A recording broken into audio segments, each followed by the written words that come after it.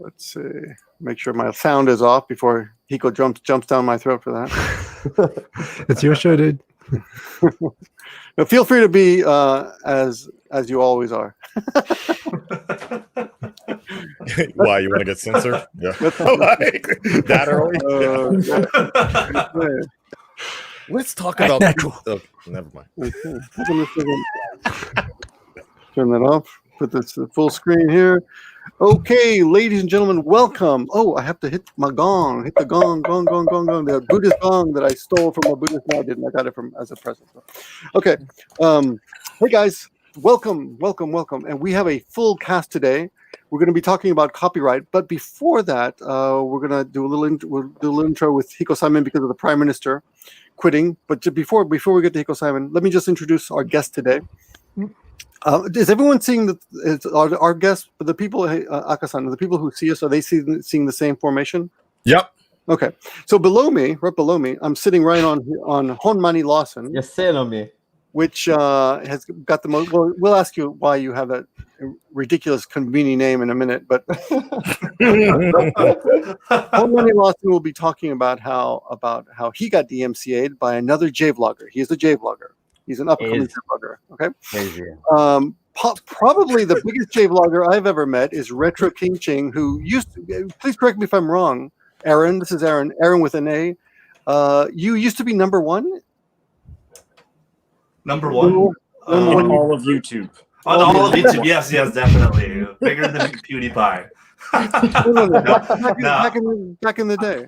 Now, back in the day, I had a pretty good following. I would say in 2009, I had like 35,000 subscribers. Had about 45 early 2010. Those were pretty good numbers at the time. I became a YouTube partner very early, 2008. I've known Victor, Give Me a Break Man, since 2007. Right. I've been doing YouTube for a while. One day, my channel got hijacked. It got shut down, and this is during a period where I kind of quit YouTube. I was kind of inactive for 2 years, so it was during a really bad time and wasn't able to get my channel back. So I decided to, just let it go. But a lot of things made me want to come back. A lot of hardcore fans out there who re-uploaded my old stuff and going, "Where are you? Can you come back?" You guys have probably seen Aaron's videos. He's got a series of "fuck you" videos. Yeah. So I had a series called the 12 fuck yous. So what that basically is, it's just like like I make a list of 12 things that piss us off about something, and we just want to go, fuck you to I've seen. Okay, yeah. My most popular video was the 12 fuck yous of YouTube, and it had I think 4 million views. It went viral. I had about 19 million views in my own channel. Day. Yeah. Perfect for today's YouTube standards of content. Perfect. Would definitely get monetized. I don't know how, that's crazy. It was crazy that those videos got monetized back then, looking back at it. I mean, I was sticking the middle finger saying fuck you. But a lot of people liked it. They liked how I didn't hold back, and they liked how it was funny, and it had a good point. So that's the kind of content I basically did. And of course, when I come back to YouTube in 2020, to my unpleasant surprise, seeing all the changes, the adpocalypse, the censorship, the brilliant copyright system that's definitely not broken, and of course the algorithm, which we all love so much. So I mean, it's definitely a different ballgame now, but the only reason I'm doing it is for the hardcore fans who have stuck around and supported me even after I was gone for 8-9 years. That's amazing to remember. And recently I decided, I need to find a niche, because obviously YouTube is so competitive now. I mean, there's hundreds and hundreds of hours of content being uploaded every minute. Aaron, let me interrupt you for a second. Sorry. I want to give you more time to talk later, but I just want to tell everyone why he's here, which is, could you want to tell us just why I invited you today? Yeah, so, sorry, I was just about to get to that. So, regarding the niche, I was friends with a lot of old YouTubers. Ray William Johnson was one of my very first friends on YouTube. We were friends in 2008. We used to talk every day about everything. What are you wearing, Ray? Yeah. So I decided, hey, I'm going to make a YouTube series about stories, documentaries about old school YouTube. That's going to be my niche. My first episode was dedicated to the old king of YouTube, Ray William Johnson. And I reached out to him several times before making the video. I couldn't get a hold of him, but I make it, and he the first time I upload it, he blocks it and claims it and copyright strikes it, and I'm like, what? What's going on? Maybe it's a mistake. Maybe it's an automatic claim, right? So I make some changes so that way it doesn't get picked up by the content ID system. I re-upload it, and I even reach out to him again, going, "Hey, Ray, or your team, whoever's reading this, you know, I introduce myself, who I am. I'm an old friend of Ray's. We help grow our channels together. You know, this is a documentary. It's a tribute. It's very positive too. I didn't say anything bad about it. Yeah, it's a very positive video. So I told him, please, you know, don't copyright claim it, don't block it. If there's anything we can do to work something out, or anything I can do to convince you not to block it, let me know. And I didn't hear from them. So I thought, okay, we're good. You know, my video's good. And then a week later, I get a copyright notification. They're trying to take the video down. But YouTube doesn't allow it. They actually protect my video. They told Ray and his team, hey, this video is fair use. It's a documentary. It's covered under all fair use laws. So I'm like, okay, we're good. I'm like, my video's not going to be taken down. And then the next day, Ray tries to take it down again. Stop there. Sorry. Save it for later, because we need some reason for them to hang on to the rest of the stream. I'm sorry if I'm rambling. Spoiler alert. No. You're going to take away the whole... Everyone's going to leave right after you tell your story. Sorry. This is like the only thing people are gonna want to watch tonight. Exactly. Yeah, you gotta draw it out, man. So that's Honmani below me, and now Aaron, or Retro King Ching as he's known now. And then that's how we can find their channels. Go ahead and sub to those channels. Okay, and of course, my old friend, my very potent, virile, baby-making machine friend, Unrested. He's here. How's everybody doing? Yes, Take it away. I'm here, and I'm joined by, let's see, wait, I gotta go diagonal. There we go.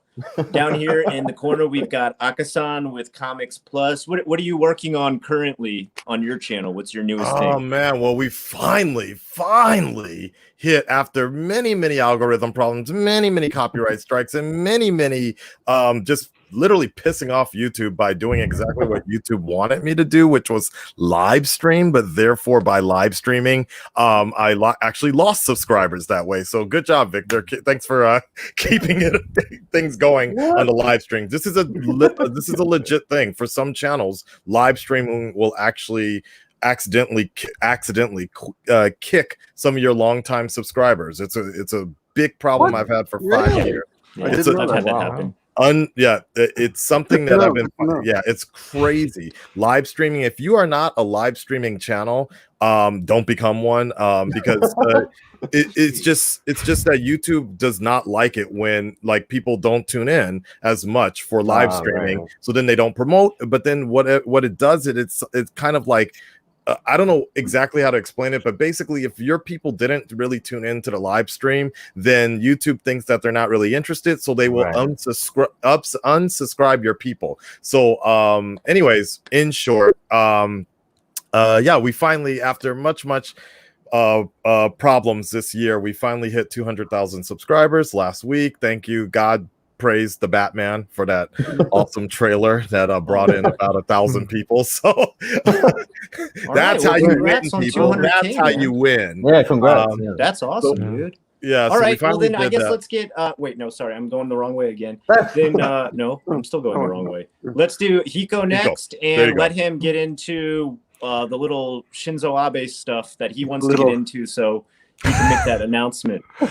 I didn't Victor. You're gonna let me on to talk about Shinzo Abe. It wasn't exactly like that. I thought you had to go. I thought it was you're like in a rush. So just for people who don't know, the biggest political expert or news expert in Japan is Hiko Simon and his show tonight, Tokyo Tonight, which is every Sunday night at 10:30 p.m. Is that right? You got it. Yeah. Got it. Okay. So he's going to have a special show this week because we had huge news today. Yeah. Take it away, Hiko. So yeah, just for anyone interested, ulcerative colitis, unending stomach cramps and inflamed bowels and intestines, and it's incurable. Do you have footage? Well, we kind of do. The Prime Minister of Japan. You could see it on his face, man. His face. He looked bad today. Yeah, I mean, on the one hand, it sounds in a childish way kind of funny, like the fact that the prime minister had to resign in 2006 because of non-stop stomach cramps and diarrhea. But if you think about it, that it's incurable, and people end up with like little colostomy bags and stuff like that. It's a horrible condition. He's had it his whole life. He thought he had beat it, so and he made this huge comeback and was prime minister for 8 years, but he's had a relapse. So he kind of did a sudden resignation today. And it's kind of a big deal. It's the first really big political sort of news in Japan in a long time. We're used to having prime ministers like every month. We had like 20 prime ministers in a couple of years, and this guy is the longest ever PM. So, it's whatever you think of the guy, you don't wish anyone an illness like this, right? And it's a shame for him, but it's an interesting thing. So I'm definitely going to talk about that this Sunday. If you're interested in what's going on in Japan on that or any other random thing. Can I ask one thing? Isn't it true that the two killers in Japan are lung cancer and stomach cancer? Like that's like two of the. I've heard that. Yeah, Japan has lower rates of cancer on every level except stomach cancer. I don't know about the other one. Stomach. I heard that it's mercury in fish, but anyway, sorry, I'll cut it off there. I just wanted to ask. No, I'm pretty sure it's just onigiri. Yeah, Nico, I have a question. Japan question. Is this so I think you were the one that posted it, was like maybe the good thing about Abe actually doing the resignation now is the fact that now foreigners were were able to resolve the whole thing about re-entry to Japan for people that are living here, and that would have been a huge problem if he resigned before that was resolved, right? Yeah.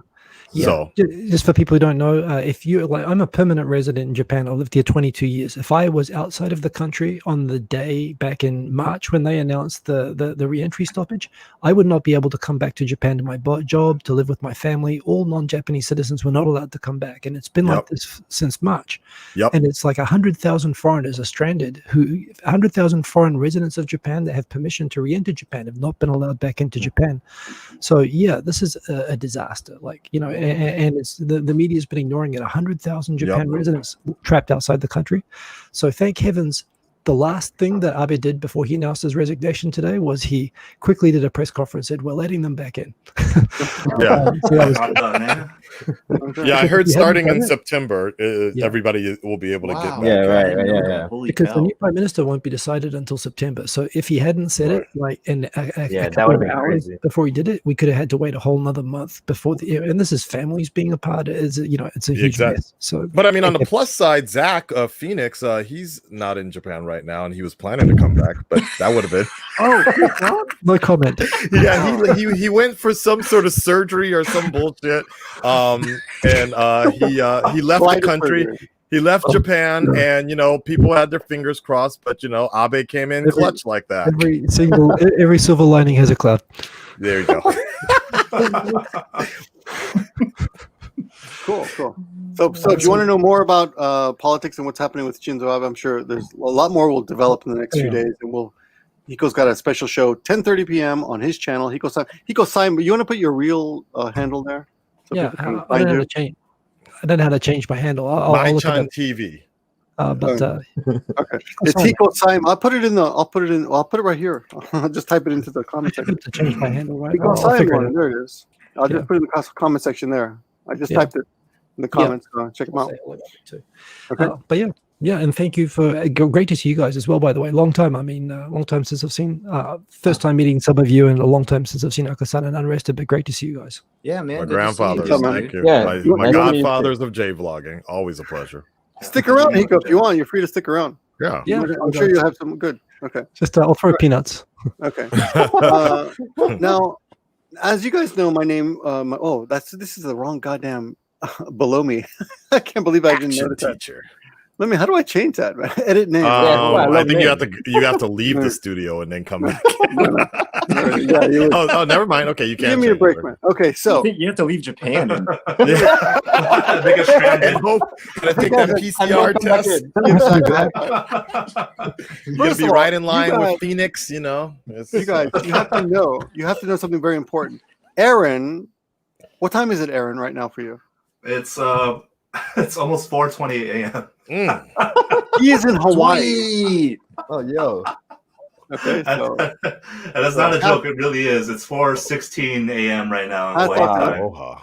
yeah, so Aloha. you need those sunglasses for the red Yeah. bloodshot eyes. Yeah, I don't want you guys to see how I look right now. Mm. But today's topic is actually about copyright problems and people getting knocked off of YouTube. And the biggest story, the one that kind of triggered all this, was initially Leafy, but then all these other things started happening at the same time. So we decided to do a whole live show on it. So could you take that, Unrested? Sure. 'Cause I don't You really, I want me to hit wasn't that up? really, Okay. yeah, I So- wasn't really a follower. So you could give us a kind of a. I'm not okay. retrospective. So first off, I just want to start by saying I'm not a stan for Leafy. I honestly don't find any of his videos humorous or funny. I'm not.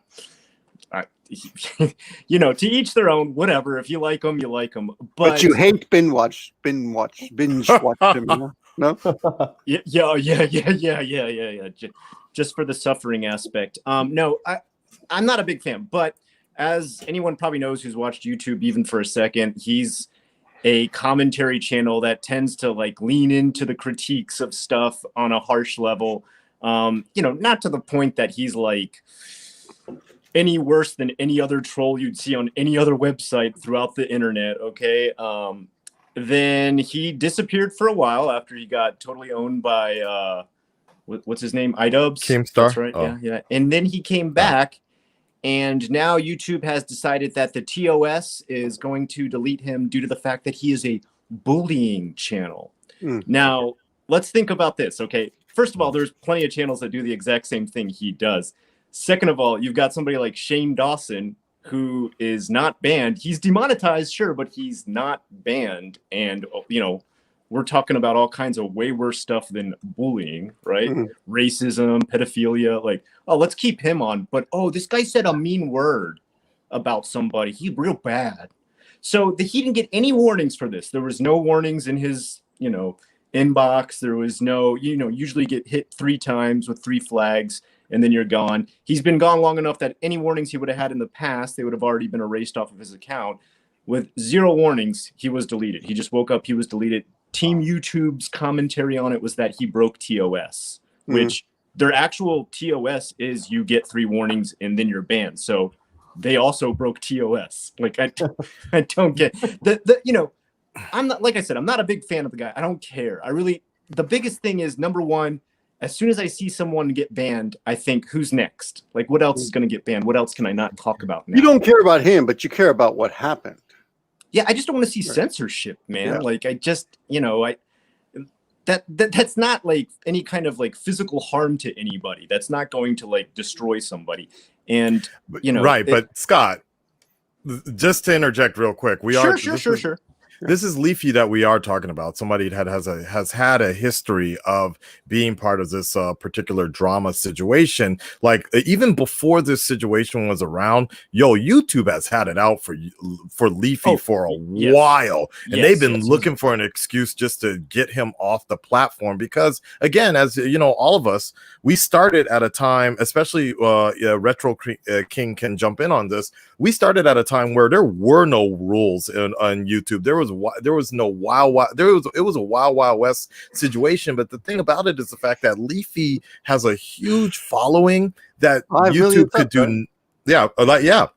YouTube could do nothing about. So yes, he may not have violated things when he came back, but he's already been violating those rules from the beginning. So like I'm saying, I don't approve of him like getting kicked, but at the same time, I get where YouTube is going. Like they're just trying to rid him of this situation.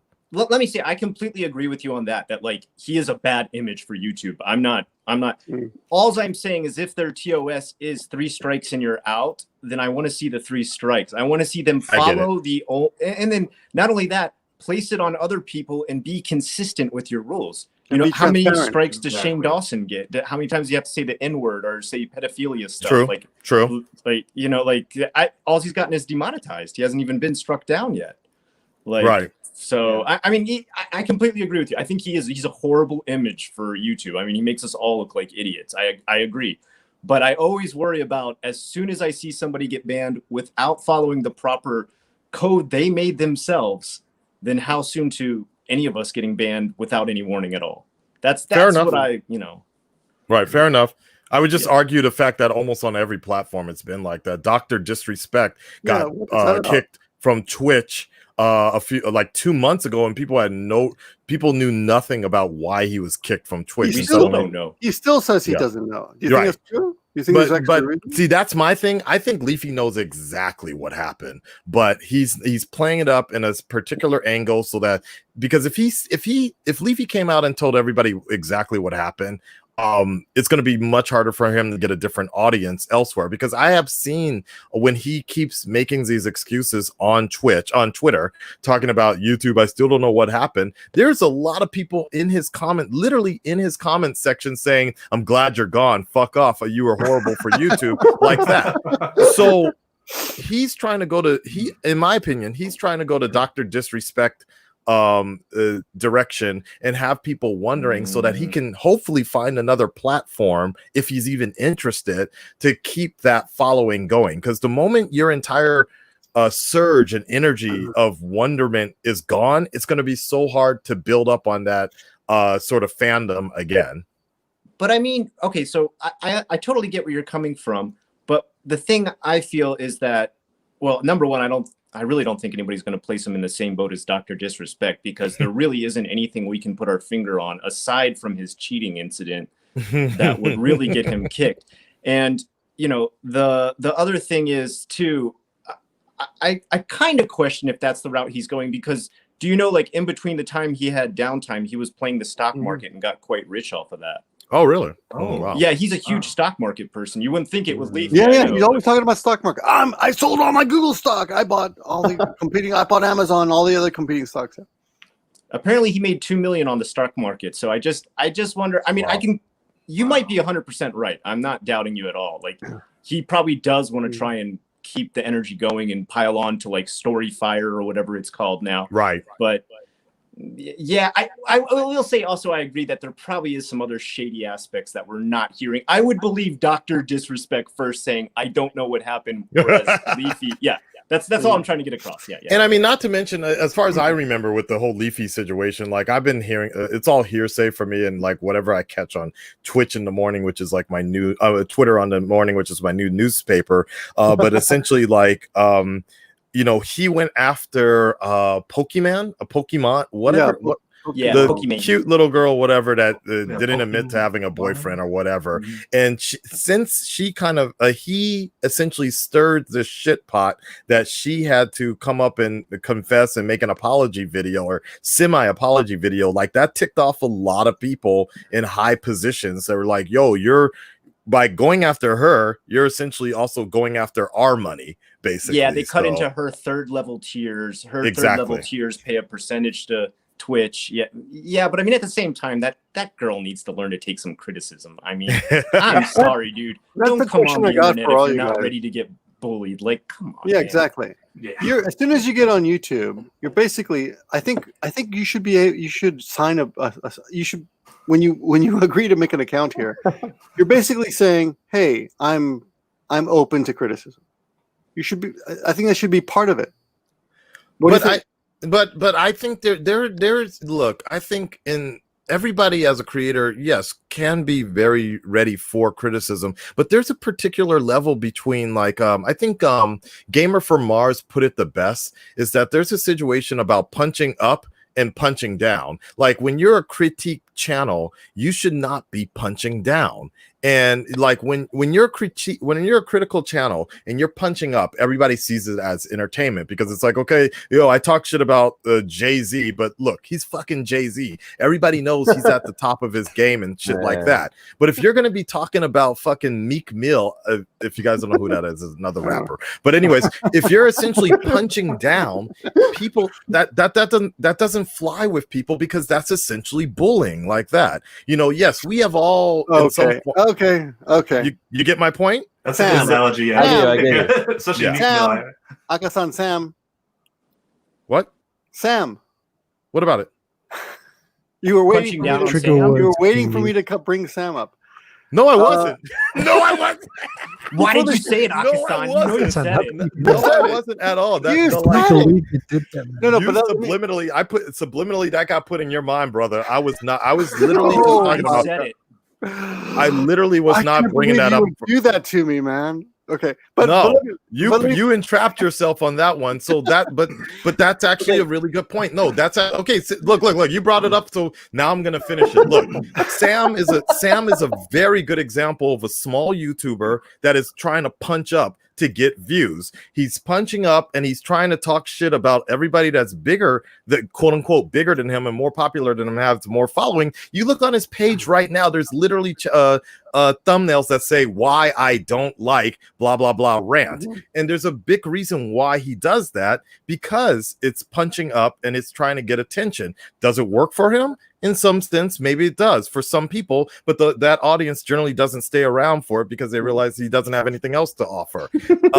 When you, Victor, start punching, like, if you make a video about him, nobody even pays attention so much. Like, they'll be like, okay, yeah, you're right, Victor, whatever. But that's not going. If you keep doing that for too long, then people are like, dude, what are you doing? That's bullying. So that's I will agree with that. Yeah, like that, so that's a good example. Well, you took the words right out of my mouth. That was my point. But it's not. It's some people deserve to be punched, no matter where position they're in. That's all I'm saying. Right. There's a lot of people who do really dick things, and I'm not just talking about. I just threw Sam out as an example. I actually have no interest in punching Sam.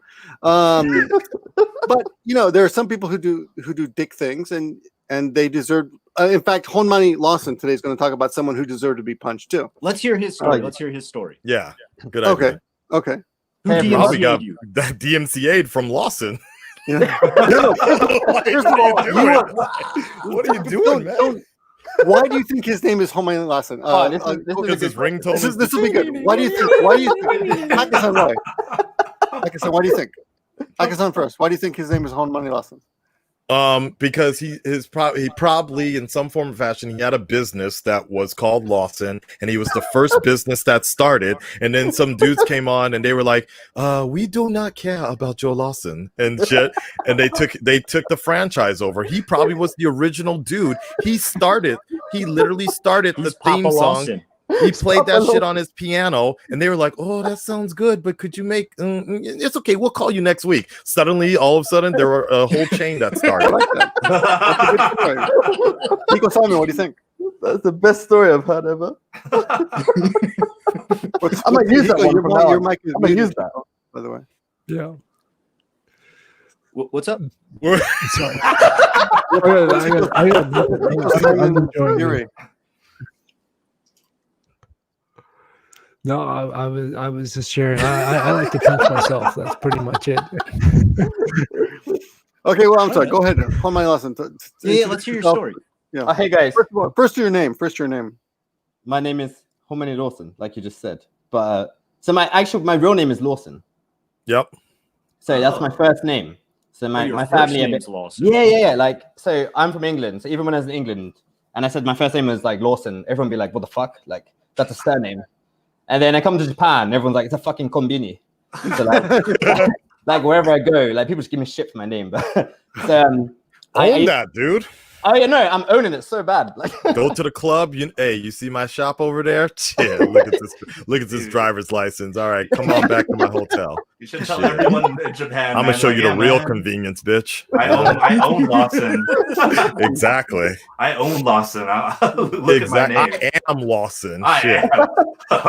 Seriously, I would show up in a striped blue and white shirt everywhere I go, bro. Own that shit. I can't wear blue and white stripes anymore. If I wear it, people just be like, oh, kombini, and then they just give me shit. I can't do it. Just saying, white and blue is not allowed anymore. You are Lawson, dude. I would take that to the bank.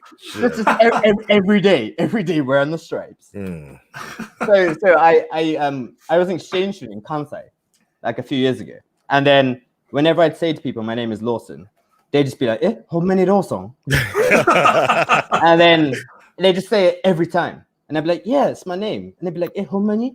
And then I just like, okay, I'm gonna take this. That sounds good, and I made it into my blog name. I wrote of it. And then I started YouTube, and I made it my name. Did you ever do a feature where you like went into a Lawson and showed your ID and shit and just see what happened? That's a good idea. I used to do it a lot when I was drunk as an exchange student. I'd be like, yo, look at my name. And they'd be like, I don't give a fuck. Like, look. No, seriously, and see how much free shit you could get. Like, I'm doing a quality check. Checking on my family's business. My dad owns a business. Show up in a How suit. much free shit you could get, dude. Just pick up the sandwiches, throw them down. This is crack quality. Walk around the convenience store. How dare you? I'm telling you. Oh my God, that'd be great. Even better now in Japan, going with a bunch of Indian guys and you'd be straight. Like, yeah. I understand. Homani Lawson is a Kansai Ben expert. He lived in Osaka for a while. Oh, right? Okay, so you probably lived around here. So yeah, I lived in Kansai for 2 years, and that was when that's the first place I lived in Japan. So I kind of like got the Kansai Ben. But now I've lived in Tokyo for 6 years, so it's like it's not good Kansai Ben. It's like in the middle now. Like people confused where I'm from. They're like, "Are you from Gifu?" Like, I'm they look at your white face and say, "There's everyone confused."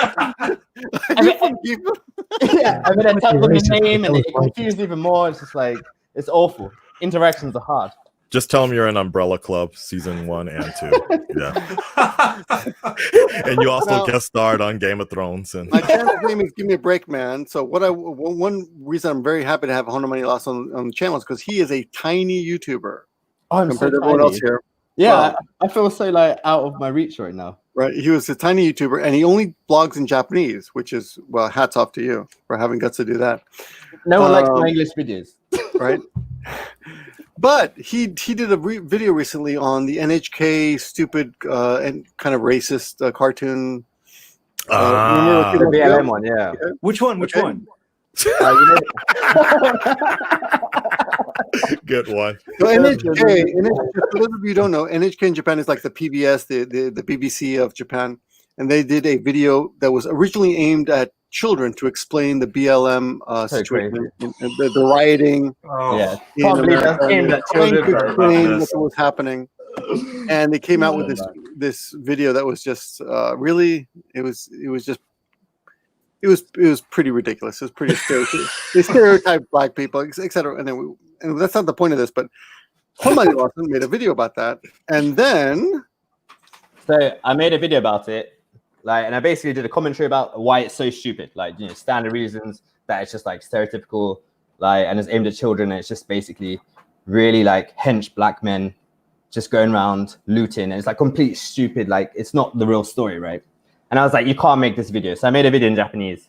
And it, like, even though I only have 800 subscribers, it was one of my more popular videos. It got like 1,500 hits. And then last week, I got a copyright, was it strike? No, not strike. I got a claim or strike. Takedown notice. So they told me, like, strike. You have 7 days to take it down. And I was like, oh shit, NHK has come at me. Okay. And then I looked at the email, and it was like this guy called Manzai Banzai. has claimed copyright, and I was like, okay. Wait, shut the fuck up! I think I know him. Wait, do you? No. Oh my God! Are you serious? Are you yeah, serious? Yeah. Josh? No. Yes, Banzai. Yes, Josh. Oh, this is wow. That's why I better go get a bottle of tea and spill it. Yeah. What? So I got the email, and I was like, what? That makes like who is this guy? So I'd never heard of him, and I was like, okay, so. He's double your size, dude. He's got 1,600 subscribers. Oh, that's big Josh. So then I looked up his channel, and I was like, okay, because it didn't tell me which video that I'd potentially copyrighted, like I'd stole. It just says you've stolen material. I was like, okay. And by the way, just to clarify, my video, I used the NHK clip in it, and then I did the same thing. I did 9 minutes of commentary about why it's ridiculous, right?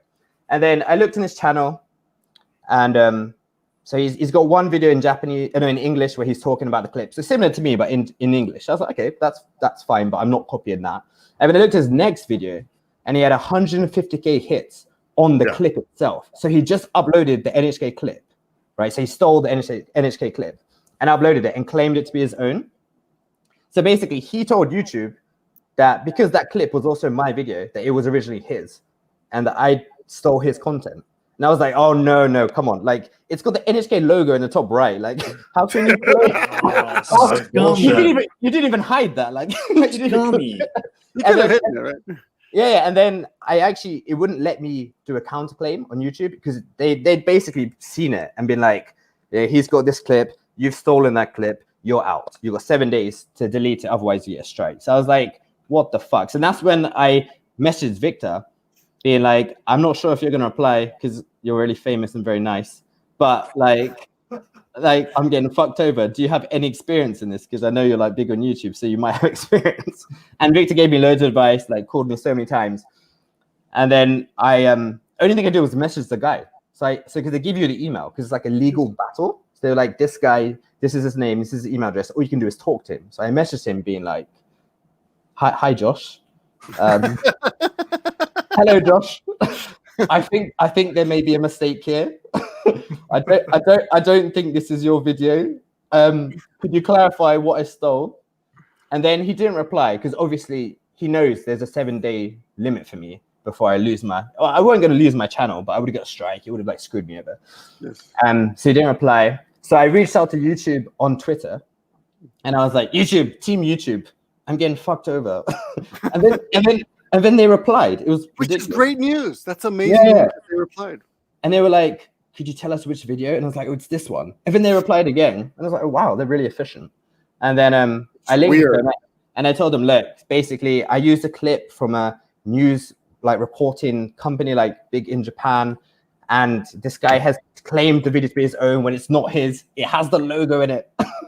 Like, when was this? When did it's like this week. So what day? Oh, so this came on How many Monday. days do you have left? Oh, so no, right now it's actually just got resolved yesterday. Oh, okay. Right. Because I was literally about to call him on the phone right Oh, now. really? What the fuck is up? No, that much literally is lucky. my boy. Like that's part. Really? It's I'm fucked not up what he even, did. this dude is part of my Comics Plus team. Oh, So what? Oh, so no. the moment you said, I sent it in the private chat just to clarify, but you said Josh. There's only one Josh, white boy I got on my team. Him, so, great sensei. Yeah, him. so I was gonna call him right now, but if it got resolved, really? I'm glad it got. Yeah. So in the end, like YouTube got involved, and then I emailed him again saying like, "Yo, dude, could you get back to me? Because like I have a time limit, like, you know." And then he replied, being like, "Oh yeah, it was a mistake. You only stole a little bit of my video." And I was like, "Okay, all right." I haven't replied to that because I was like, "What do you mean I stole a little bit? Like, which part did I steal? Like, which part did you steal?" Yeah. So like it got really random. You're not a sketch, right? No, I'm Hominy Lawson. Right. Okay, Night Dive. Okay, now he messaged me about something else. So, Oh, really? all I can say, I don't know the full details, but yeah, I didn't know he was your team. Like, this is literally a dude that emails me like messages me every other day to get advice on YouTube, and I try to set him in the right path. All I can say is that he probably fucked up and he did the wrong thing, but had I known about it earlier, if that was the case, the route he was going, I would have resolved that. But I don't know exactly. I keep filling out this DMC. This is Akasan's fault. I cannot speak for him fully, but all I can say is that he's I pressed send. Yeah. My theory on this is that we actually looked at his social blade because I had a hint of what had happened. Yeah. I said, check out his social blade. And he got like a 500. He was actually about the same size or even smaller. Yeah, he was like smaller than me, like 10 days ago. And then he got like a big spurt, like he put up that one video of NHK's cartoon. Yes. Manzai Banzai, the one with 1.2 subscribers, right? Yes. Yeah. So he had a huge jump because he stole an NHK video. Then he must have got it in his head. He became a partner because we need 1,000, right? Right. He had 150,000 views on that. So he obviously had the time and the sub. Got the time, yeah. He thought, okay, I'm gonna punch down. I'm gonna kill this guy. For some weird reason. But the weird thing is he didn't DMCA me, and I had the same video. Yeah. I took it off You're Twitter. You're too strong. So did Andre. Andre, you guys know Pickles the Gaijin? Yeah. Right. Oh yeah. He didn't touch him because I asked him. I said, "Did anyone try to DMCA?" I didn't say Manzai Banzai. I said, "Did anyone bother you?" Right. Recently, he said, "No problems at all." So he only went after this guy Honmani because he probably realized that Honmani's fucking not a partner yet. He can just dominate him. I just wanted to be friends. all I can say is he probably didn't know what he was doing. I know where Scott is. Yeah, that's what I was going to say. If you really want me to talk to him, I can call him right now. You can invite him on the show if you want. You want me to invite? All right, hold on. I'm gonna go on. I'm gonna mute myself for a little bit. Let me see if I can get him on. Yeah. Can you imagine if it turned into like? Yeah, it's gonna turn into like a cat fight. There's gonna be lots of muting, turning off the videos. Right, he's gonna come on the camera like, what? I'm really opposed so how about while he's Jvlogging. I mean, I'm really against this. This whole thing pisses me off so bad. So maybe it's a mistake, but I hope it's a mistake. I like to think the best of people. He should come out and say, "I'm sorry, I made a mistake. I don't know why I did that. I apologize, and that's it. It's done." But until then, he's an asshole.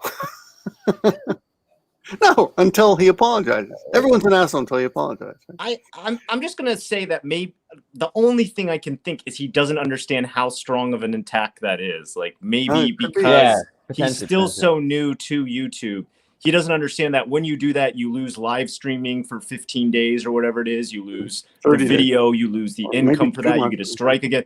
Maybe he just thought it was like, hey, this is mine. Like that's all it said. Like that's. Yeah, it could have been. Yeah, first, right? maybe he's thought someone actually did steal his video. You know, which happens sometimes. But you could be right. You gotta give him the benefit of the doubt. I mean, he did resolve it at least, and you know. Yeah. Okay, so no answer. Oh, no answer. No answer. Okay. Yeah, no. There, like no. Hold on, no answer. And I said, bro, you got to call me ASAP. So, you know, that's crazy. You know, that's it. So that's it. No worries. That's all. Yeah, that's all I'm going to say. I mean, the dude asked me a lot of questions all the time about copyright and things like that. So I try to guide him in the right direction. Yeah. And, you know, he's part of my team. So all I can say is, I'm glad it got resolved. I'm glad it didn't get too ugly. I'm glad your channel get fucked up. I'm assuming he did because like occasionally when he talks to me, he gets the idea of strike and claim kind of confused all the time, which that happens a lot. So he goes driving, bro. Can you imagine? Like Jerry. All I can say is the dude. Like, look, I don't know. So, he doesn't. As somebody that I've worked with for many years, he doesn't strike me as somebody that knows how to handle YouTube just yet. That professional. All right, so. all right. Yeah. Well, he did the right thing. At the end of the day, he did the right thing. And I think he probably didn't respond to you right away. He's probably embarrassed because he probably realized, oh shit. This is a really nice video. This motherfucker's under his bed right now, like, oh god, they're coming after me. And maybe he thought, you know, like, hey, it'll go away, it's no problem. But like, I think what like Unrested said, I don't think he realized the impact it would have had on the other guy. You know what? Let that be a lesson to everybody being a YouTuber, because everybody knows somebody, and you just never know. I remember when what happened when Sam and Unrested were beefing way back, the real beef, not the fake one that they did. And when they were beefing about that, and then I made a video about that, and Sam really started to shut down after that. He was like, "Oh God, but dude, no, you talked to you have at that time it was like you have over 100,000 subscribers." I'm like, "Yeah, boy, well, be careful who you fucking piss off. You talk shit about Unrested, I'm about to clap back. You know, you just never know. Like." You think you punching down, well, you about to get this fucking Kamehameha fucking punch from Akistan. So, you know, anyways, let that be a lesson to all of y'all. Treat people the way you want to be treated, because you never know when there's a bigger dog in the court here. So just think of it as like a nuclear strike. Like, do you need to press like, because you are doing assured destruction? Like, I don't think he knew. Obviously, I hope he didn't know that what he was doing, but. Yeah, it is what it is. But I want to put a little human face on our what's his name? Manzai Banzai? Yeah. Manzai Banzai. Okay. So don't expose this. No. I want to put a human face on this, okay? Because it happened to me. When I first started on YouTube, YouTube featured me on front page. This is way back in 2006 or something. and I got 3,000 subs in like a week.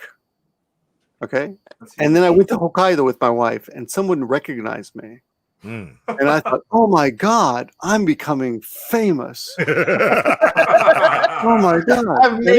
Even my wife was like, "Wow, that's weird. Someone recognized you from that channel." You know, we didn't even know what YouTube was, but I was like, "Oh my God!" So if it happens suddenly, and you don't know what it is, it's possible to misinterpret what YouTube is. So maybe that's what happened to Josh. Maybe he jumped 600 subs in a week, and he's like, "Oh my God, it's happening to me," because he's a comedian. He does comedy apparently. Yeah. Right.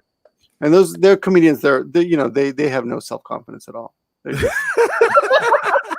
don't mean, why do you think they stand up in front of people and ask for, please give me self-worth because I have none. So he seems to be trying really hard. Like I looked at his channel, he's like uploading regularly, like he's doing loads of different things. Yeah, man, he's been grinding. He's really been grinding a lot. Really grinding.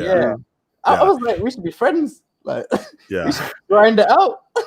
I think all I can say is, like, based upon his behavior in the last couple of months, like he gets really worried about people like taking his stuff so a lot of his comedians stuff, are like that. Comedians are like a lot of his stuff went viral. So you remember that fucking this is a pin. That motherfucker, like that shit went crazy viral on Twitter, but he doesn't get any of that money. And then he was really protective of like his video because it was on YouTube, but somebody reposted it on Twitter, and he's like, "Oh man, all these views, but I'm not getting any of that." So I get it. And yes, I did that with $100 bill because I'm rich like that. Yes. This is a pin.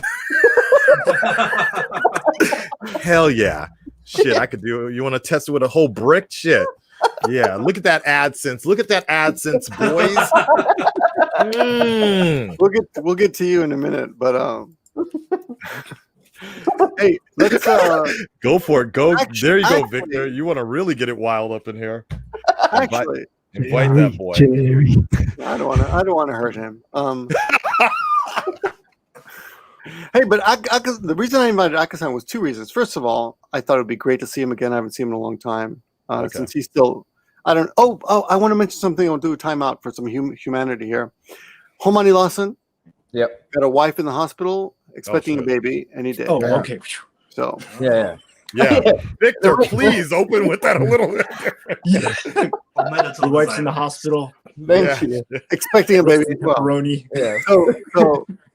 So we should a moment of silence for Homani Lawson because he's going to lose his freedom. Victor, it's gone, bro. Really got to work on your delivery, bro. I know. Delivery. Oh my God. There was a casualty. And Akasan, you posted on Twitter, so I'm pretty sure it's okay. Akasan, you have some big news too, right? Are you pregnant too? Kevin, yes. My God, the Bat God, Kevin Conroy gave a shout out to me for reaching 200,000 subscribers. It's the biggest moment of my life this month. Wow. I agree. Man. Wait, are you talking about something I was else? talking about something a little more romantic, but I mean, Kevin Conroy shouted me out. That's pretty romantic. Are you marrying Kevin Conroy? Oh, you're talking about the engagement. Yeah. So I got engaged. So that whatever about that. But that was a short engagement. Why the fuck would I ever? Why would that be a happy thing? Yeah, I know. Let's go back to talking about the goddamn Batman. But no. Yes, I got engaged on the 31st of Congratulations. July. Whatever. So because it's working so well for Hiko Simon, being a YouTuber and married. Yeah. We got two guys gonna lose their freedoms. Yeah, exactly. The only motherfucker that's free is the dude living in Hawaii right now. Look at that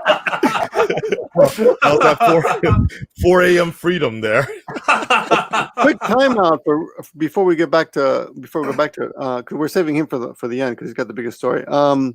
What's the COVID situation in Hawaii?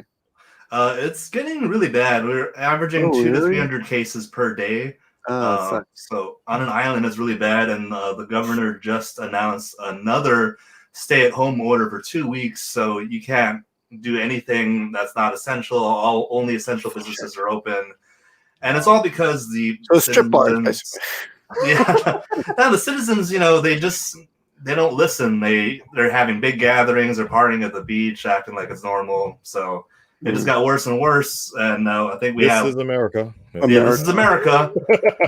So thanks to all of them who were, you know, at a stay-at-home order. That's why I'm here. That's why I'm at home. It's a hoax, so I wouldn't worry about it. Yeah, fake. It's fake news, guys. Don't believe. I am curious though, from the Godfathers and such. Do you guys really feel like Japan is being on top of this more than the U.S. Because of the fact that everybody gets followed? Oh no! Oh my God! He's got the mask. Well, we wanted to see an asshole on the I stream. think We Japan's got wearing masks more. right. So I'm wearing my mask. Yeah, I would assume Japan also they do wear a mask more, and they're a really clean country. They're always cleaning and sanitizing. 90% of the people on my trains are wearing masks. I would say 95% on the street. 99%. Everybody's wearing masks out there, so I guess it helps. I don't know. I'm still not trying to go see a movie anytime soon. I miss movies, man. Yeah, me too. You know, in America, the AMC, they're gonna start offering 15-cent movie tickets. I saw that shit. Wow. Yeah, go for 15 cents. Stay. Oh, hold on. I'm a mute. Hey, what's up? Oh no. Yeah, Jerry Springer. He didn't mute. God, he almost didn't mute. We could have heard all that. That's Josh. All right, let's let him get his story in, and then we can talk to Josh. Okay. Do the lip reading. Everyone lip read. We can do it. Dude, no, I can't do that. No. Why don't we let Retro King do his stuff? Of course. Let him tell his story. Yes. Oh, okay. That makes sense. So where were we? So, Ray DMCA's you for that documentary. Yeah. So he tries to re-DMCA it. The first one failed. So time. Let's just catch up. We got a lot of new people here. So, Retro King Ching for Fun 88 was a good friend of Ray William Johnson back in the day. Okay. And he did a documentary on him and put it up last week, and it was DMC, and Ray DMCA'd it, which is a fucked up thing to do, and that's why Ray William Johnson, less than 3. If anybody doesn't know, you probably there you go. Yeah. So Ray William Johnson tries to DMCA the documentary, and YouTube protects it. They tell him, "Hey, it's fair use. You can't claim this video." They emailed me about it. I said, "We're not going to remove the video," and it shows me everything that Ray's team said. Some guy named Rob Berg of E Studios. I don't know if that's a real person or if that's Ray making shit up to make himself look better. But there's a bunch of lies in the claim. He's saying the footage I use is unreleased, and I'm hurting the market value of this footage. And I somehow hacked their computer system and got all of this footage and put it up. Somehow he got the footage and he was able to obtain it and uploaded it before we were able to. And I'm like, well, this is all lies. This is old footage, like 2008, 2009. And they were saying things like, oh, the documentary is not transformative. It's not covered under, fair use or any copyright laws. Or YouTube disagreed, which is the right thing because it is a fair use video. It's a documentary. And most of it is me talking on camera, my commentary. I occasionally show Ray's clips as reference. But the very next day, Ray tries to DMCA it again, and this time it works. YouTube does take it down, and I'm like, what's going on? I tweeted out to Team YouTube. They said they can't get involved. They said to submit a counter DMCA. So that's what I did. Spoiler alert. And I'm just waiting to hear back from YouTube, and I hope they do the right thing because in the counter DMCA I put, you guys said it's fair use. I literally copied and pasted the message they put. They emailed to me in the counter DMCA.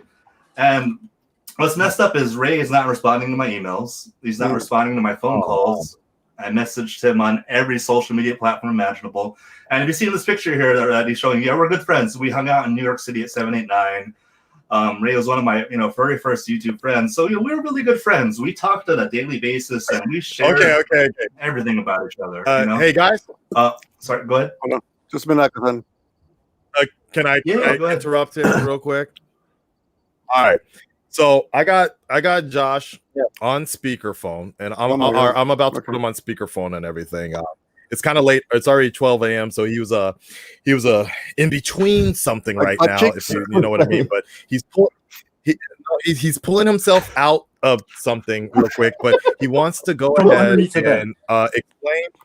he can't be on camera, but I'm gonna put him on speakerphone and he can go ahead and explain his side of the story. So hold on a second. Okay.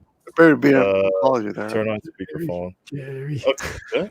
Okay, Josh. Yeah. Wait, is it connected? Can you guys hear him? A little bit. Say something, Josh. Yo, hello everyone. Hello. Where's that coming from? Okay. All right. So I can't hear anyone though. yeah, I know you can't hear them and everything, but Oh, okay. So Josh, I got Give Me a Break, Man, Unrested, Hiko Simon, Home Money Lawson, Retro King, and myself. We're having a big discussion right now, and so Mr. Lawson, that sounds funny, but Mr. Lawson, he explained his side of things. So I'm just gonna give you guys the platform, just so you guys know I'm not bullshitting. This is like I got him on the phone right now. Josh, why don't you go ahead and explain your side of things from the beginning when you first got the or how you were introduced to your the content being copied and such. Oh, you mean like from the beginning, the NHK shit? Yeah. No, okay. like the video you made, and then how did this problem happen? Well, okay.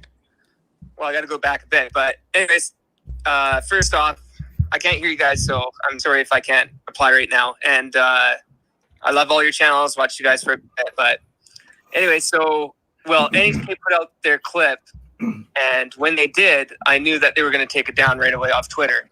So I knew it was an important piece, and I knew that they were going to run away from it, but I believed that it was important that everyone saw it, and I wanted to kind of have a discussion with foreigners and Japanese about the media here, because in the industry that I'm in, we're not really supposed to speak out, and it's not actually good to do, but I don't know. I thought that it would be something positive could come out of it, which if you look at my videos, I don't know if it went too well.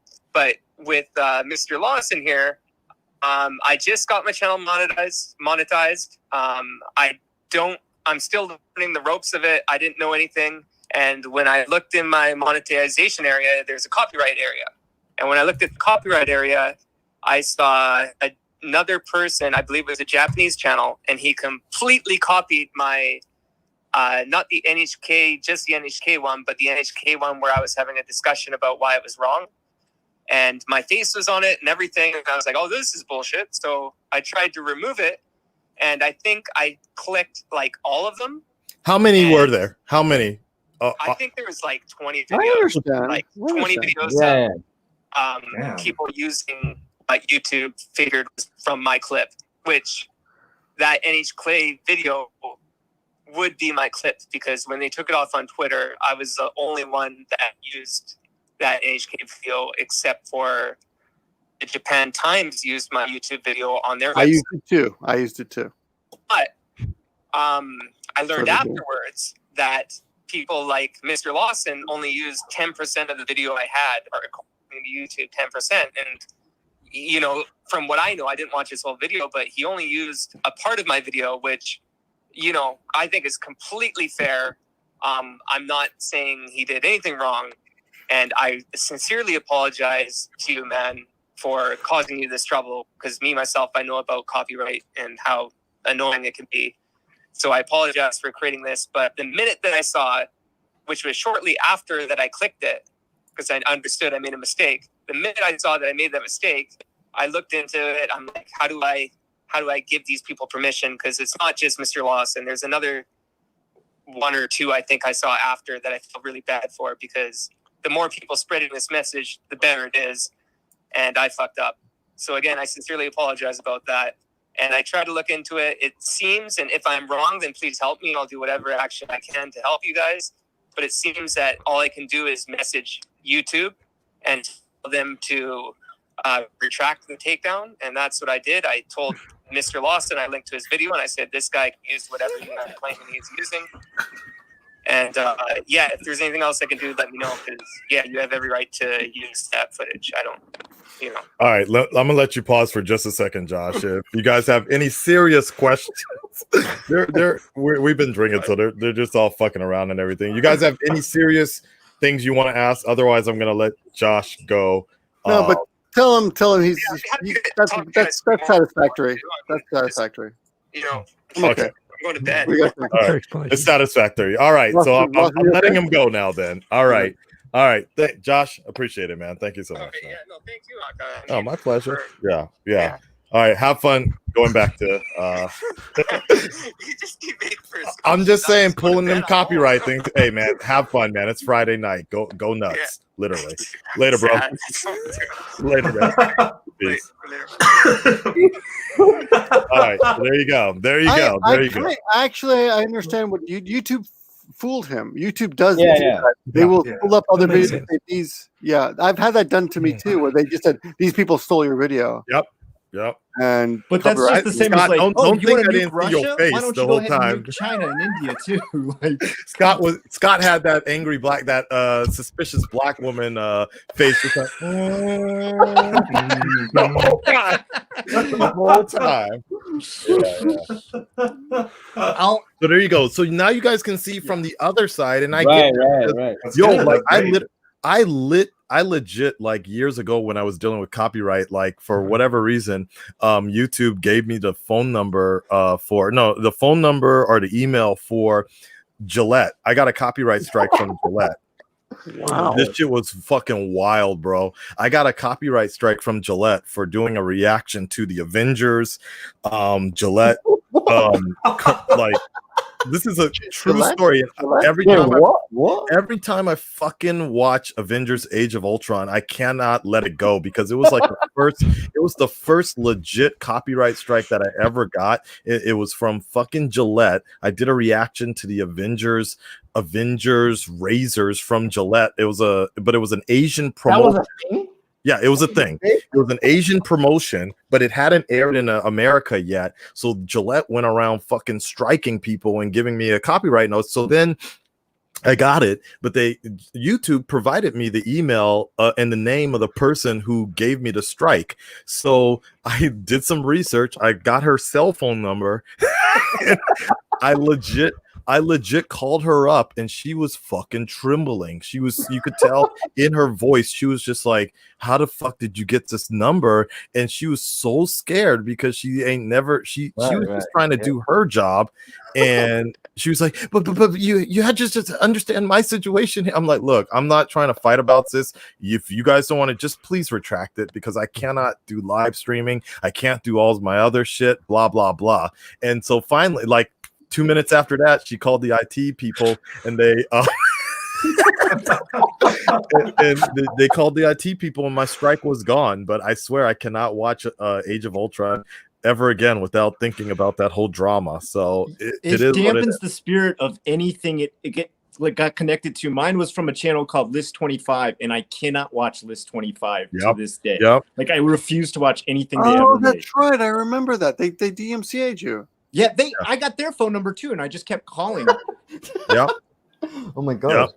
I didn't get Josh's number.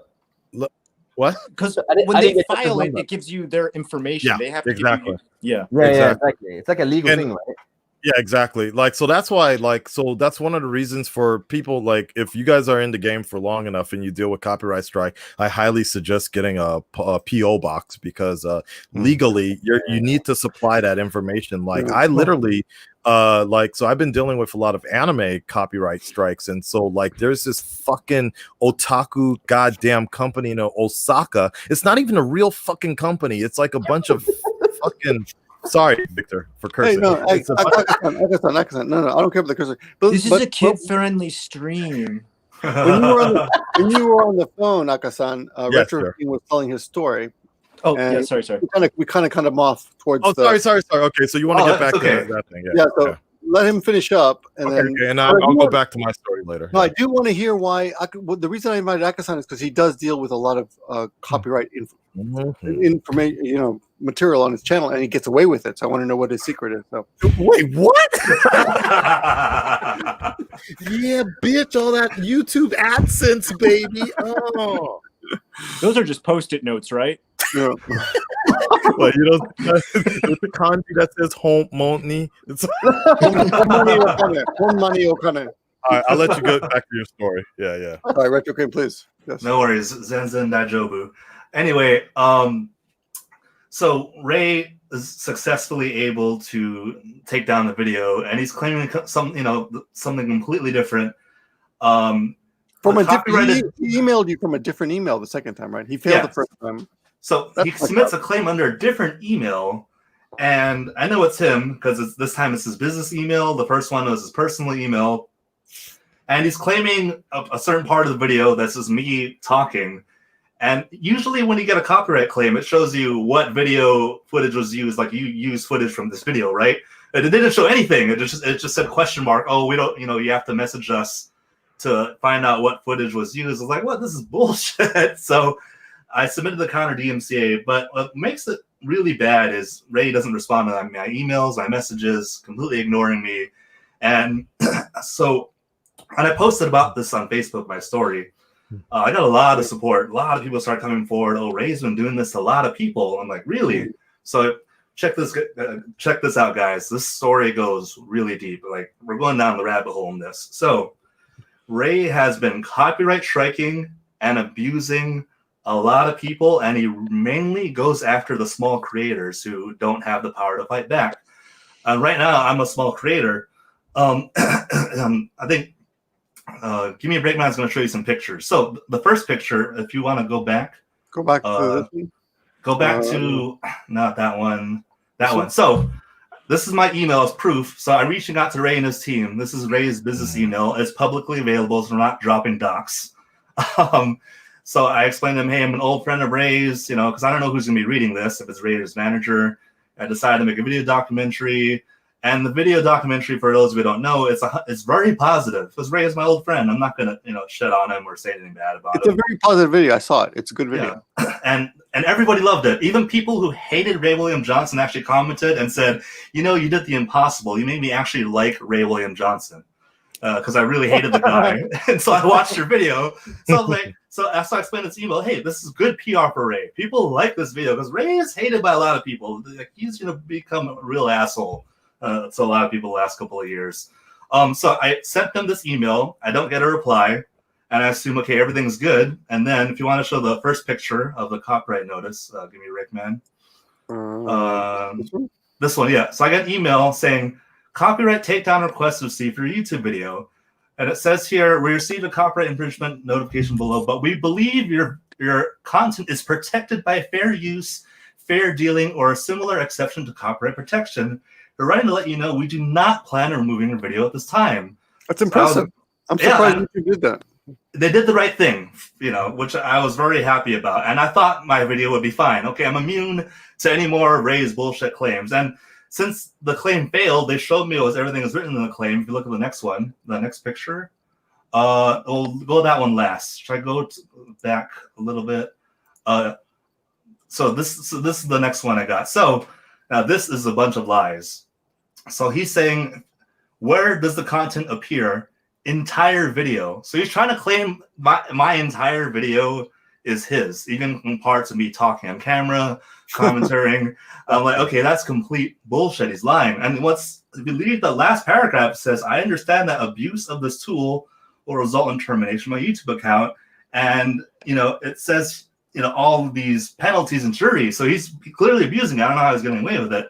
And if you look at the next one, the next picture, if you can click on the next one, this is what they told Ray. Oh, go back. The second picture. No, maybe this one. Oh yeah. So above it says, "Oh, Ray, are very concerned that your copyright infringement is not, your claim is not valid. Could you explain more?" So this is what they explain, and this is all lies. The video in question doesn't indeed infringe my client's copyrighted work. It contains significant portions of footage and claims from up to 7 copyrighted videos. It greatly affects the market of our original work because some of the work in question isn't available to the public. Yet somehow this individual found our copyrighted work and decided to upload it to your website and made it publicly available before we're ready to release it. Now that is 100% bullshit. I mean, so all of these videos are old videos, first of all. They're not videos that are unreleased. I'm not some hacker who, got into his camera and his computer and pulled all this footage off. That's just a ridiculous claim. And second of all, it was released to the public. That's how I got the videos. It was released. It was uploaded by Ray himself. And that makes it okay for me to use for fair use, like for commentary or documentary purposes. And it says after that, this infringing party also did not transform the work in any kind or any visible way. And they're basically trying to say, I just re-uploaded their work, and it's not protected by U.S. law. Man. So all of that is a bunch of lies. This is a documentary. I'm commenting on it, at people reacting to the clips. It's very transformative, and every single person who saw the video 100% said, hey, it's fair use. It shouldn't be taken down at all. Yeah. Well, can we bring the most important part to this? Ray William Johnson's Lesson 3 is just him stealing other people's clips. Yes. That's all he did for his whole fucking career. That's all this guy did. And then he went to court and got sued by the people who took his stuff, and he battled them for that. And he lost. And now he's doing the same thing he just finished complaining about.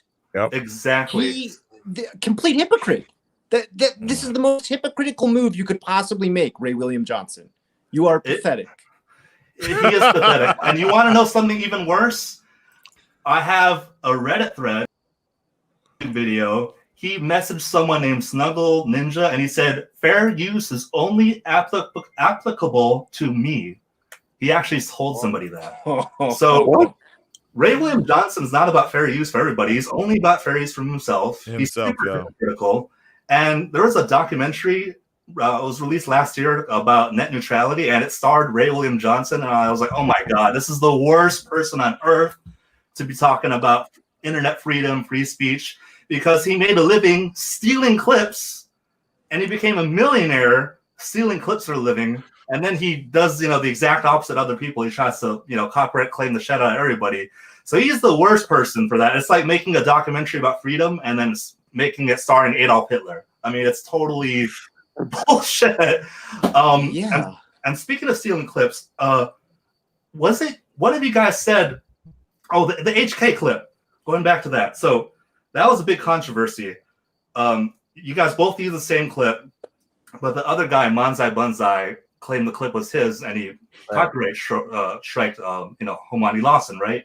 Mm-hmm. So a lot of you guys don't know this, but the Archfiend made a video about this a long time ago. Ray William Johnson did this to somebody else. So there was a parody channel. It was called Ray William equals 3 without Ray William Johnson, or Ray without I forgot what the name is, but basically,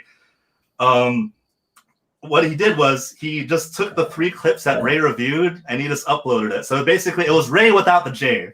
That's what it was. Yeah, Ray without the J. Johnson is Matt Haas in reality. Yeah. So this guy, takes the 3 clips and he just uploads it, and it doesn't include any of Ray's work. It doesn't include his commentary. It's just the viral videos. And Ray copyrights claims every single video on this guy's channel. But what's bullshit is he doesn't own the clips. The clips aren't his. He doesn't own the rights to the clips, therefore he shouldn't be able to claim it. But this guy with such a small channel is able to get away with it. And in his final video, he makes a call out saying, hey, Ray, why are you doing this? This is bullshit. And he did a mistake, though. He did use a GIF of Ray in the end, and Ray copyright claimed that too, and that whole channel got terminated. So Ray is a huge abuser. This is the Archfiend. The Archfiend made a video about I remember him. I don't. He's still making videos. He looks like 1,000,000 years old now. The Archfiend definitely has aged a little bit, but he still makes great content. He's actually, true story, an old friend of mine, and he actually wrote on his blog that I was one of the people who inspired him to make videos when I did my old channel. I remember this guy. Yeah, he's good. Yeah. He's good stuff. He does. Yeah, he's honest and he doesn't hold back. He's someone who's definitely needed. I've interacted with this guy, but it's been years, man. Yeah. Wow. Does anybody remember Spider-Man Helicopter? Spider-Man. Yeah. So that's how you know I'm old school. No, trust me. This all ties back into. So there's a video of a man that is not wearing clothes. He is completely naked. The only thing that he is wearing is a Spider-Man mask. You came upon this by accident, of course. No, of course. I mean, can you blame me? I love Spider-Man. So he just comes up and he's staring in the mirror and he literally starts clapping, not using his hands. He's clapping. How do you do that? Yeah. you got to look it up. It's He's Spider-Man. He can do anything, man. So he's just like shifting his. It's Scott. If you really want to know, it's amazing. I'm going to try it. I'm going to try that after this. I'm going to try it. It's torquing. It's going to be my new next ASMR video. I'm just saying. Oh my god! Is that how you're celebrating your 150,000 subscribers, Victor? Giving yourself an applause without hands. Okay, so Spider-Man, he's doing his thing, right? And the one thing, my biggest takeaway from all of this was this video was going viral, but my biggest takeaway from all of this was like, my name is Spider-Man the hand clapper, or no hand clapper, and I do not approve of Ray William Johnson for taking my video for a clip. Wow. That literally was in the description. And I'm like, well, damn, that's pretty direct thing to put out there. And guess what? It still ended up on =3. That's bullshit. And it's crazy. Wow. I want to go back to what Unrested was saying about the lawsuit. So here's where the rabbit hole goes really deep, guys. So for anyone here who doesn't know about the lawsuit, Jukin Media filed a copyright claim against 48 of Ray William Johnson's =3 videos because he literally took clips that were owned and licensed by Jukin Media and put them in =3. And 48 times, that's a lot of fucking times, man. It's not just 1 or 2 times. 48 times without permission. So the videos get taken down. Ray tries to sue them and takes them to court. And at first, the judge's side of the Ray, they go, oh, he's doing commentary, the videos are transformative, whatever. But Jukin Media files an appeal. So this time when the grand jury, in front of a grand jury now, they all look at the clips and they found that all 48 clips were not covered under fair use. And the reason why is because when Ray does =3, he's not a reviewer. He doesn't break down the clip. He just shows the clip and makes a dumb joke, goes, oh, fake and gay, That's not like breaking down or reviewing a clip. It's not transformative enough, to show a clip and make a dumb joke about it after. So he lost his lawsuit. He had to pay and settle with Jukin Media for an undisclosed amount of money. And then this is where the crazy shit starts happening. So as we did some research and we found this is the timeline. As soon as he lost his lawsuit, he started copyrighting claim videos on YouTube like fucking crazy. Just one after another. Mad. Yeah, he was mad. No, he was mad. He was spiteful, and he was. If I can't win, nobody wins. Yeah, nobody wins. Fuck all of you. I can't. It's not fair to me. Long enough to become the villain. Yeah. There you go. Live long enough to become the villain. You either die a hero or live long enough to become the villain. And that's me. So he goes after of course, only small channels that can't fight back, And it's the same thing. These small channels try to reach out to Ray. They try to fight it. They can't get any response from him. He's completely silent about it, completely being a douchebag about it. And there's one channel in particular I want to give a shout out to who's really targeting and picking on. So there's a girl, and her YouTube channel is Fluttershy. Her real name is Ashley. So Ray William Johnson has been stalking this girl and constantly attacking her videos for years. So Ashley is a big fan of Ray William Johnson, and she's a remixer, YouTube pooper. She's one of those people who make remix videos. So she would make a lot of remix videos about Ray because she's a big fan. And honestly, as a content creator, we should, really embrace that kind of stuff. If someone makes a remix or YouTube poop by any of us, that's an honor. Like, I love that shit. It's funny, Yeah. It's great. And it's free exposure, and you want people to see that, Ray, no, he doesn't like that. So she fucking strikes all of her videos down, gets her channel terminated, Really? Shit. Yeah. And she has to dispute it. She has to fight it. She's filing counter DMCAs. Luckily, she wins a lot of them. But here's what Ray really does that's fucked up, and I think he should get banned for this. So he's abusing the copyright content ID system. So when Ashley or Fluttershy made a remix video about Ray would download the video, and he would do a private re-upload of that video to his channel and put it in the content ID system. So he's telling YouTube, I own this video. This is my video. So anytime she tries to re-upload or anyone else tries to re-upload the remix, it's automatically copyright claim because Ray is telling YouTube. This is my video. Yeah, yeah. He's a dick. He's a Fucked dick. up, right? It's super dick. And That's he's so been extreme. picking on this girl for years and constantly stalking her. And I don't know what his problem is, because she's just a fan. Like, why would you shit on your own fans like that? Especially Ray. Ray, if you're watching this, you've been irrelevant for years, man. You've been a has-been. Dude, if people are still talking about you, remembering you, making remix videos about you, that's great. You should just let that go. Right. And if you lost your lawsuit, I'm sorry you lost your lawsuit, man.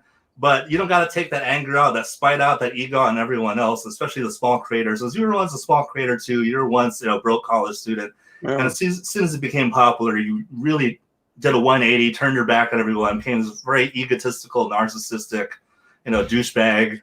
And I saw you change before my very eyes. You weren't the same guy I knew anymore, And it's just you spent the night at this guy's house, right? Yeah, I spent several nights at this guy's house. I mean, it's fucked up what you're doing, dude. It's got to stop. If I lost a piece of that beautiful Asian woman that was his side on the side, I'd go crazy too, man. You see how fine she was? Come on now. This woman was in Spider-Man Homecoming. Yeah, she made it. She made it. Come on now. And what's funny is Ray was studying to be a lawyer when he went to New York City, and he didn't finish, getting his law degree. Maybe if he got his law degree, he would have actually won his lawsuit. I don't know, but well, I'd really want to ask him, did he think Junk and Media were being total dickheads for suing him? Because now, Ray, you've become the dickhead. Like, you are the dickhead now. Like, you are exactly what you just hated. Like, yeah. Congratulations. I don't understand why you would do that when you have all that good karma coming at you. Why would you fucking turn around and try to fuck everyone else over? Yeah, narcissism. Narcissism is a big part of it, and spite. I would say also trying to corner the market of a market you do not control. Basically, I thought you were going to say cornhole. But. No. Yeah. Like, I've actually, a side story, just as a real side story. I've actually spoken with Junkin Media because they were going crazy with their copyright claims on my channel as well. And actually, a representative got in contact with me, and they were like, "Look, I want to make a deal with you," because it was specifically with the try not to laughs or try not to cringe challenges that I was doing. I'm like, yo, why are these motherfuckers coming and claiming everything for me? For those that don't know, when specifically what a claim means is that a company can come and they can claim your video, which means 100% of any AdSense money. Any money that comes in, 100% goes to them. Yeah. Not a portion, 100%. So literally, if I show 15 seconds of something that is owned by Sony, WB, whatever, Junkin Media, the entire video is claimed. And that's what the big problem is here. There has been some developments with YouTube where a portion that some companies have been able to work out a portion of monetization goes to you and some of it goes to them, but that is very rare. But I actually did talk with Junkin maybe like 5 years ago, and they were trying to sign me up for some particular contract where I would still make like 20 or 40% or something like that of the videos. It was a very interesting situation, but it never went MCN in the year 2020. Yeah, it's crazy. Well, actually, so I have a theory. Just listening to this, I don't know anything about this, but damn, Nico, you still out of my ass. But I have a theory. Ray William Johnson is. You talk about MCNs. MCNs are using the patent troll model. There are companies out there that do nothing but just buy a couple of patents and then go around looking for similar things and then extorting them for money. Yeah. It's a big business model. There are huge companies that do this, and and all they are is basically half the time they're just lawyers who make their entire business off suing people and settling them and getting the income from that. So, like Rhetoric, in your case, the correspondence wasn't with Ray, right? It was always this guy, other guy's name and so on. So it kind of makes me wonder. It's in RWJ's name, so he's responsible. But I wonder if he just handed the keys over to a law firm and said, make honestly, all the money, I'm sure that's how it went down.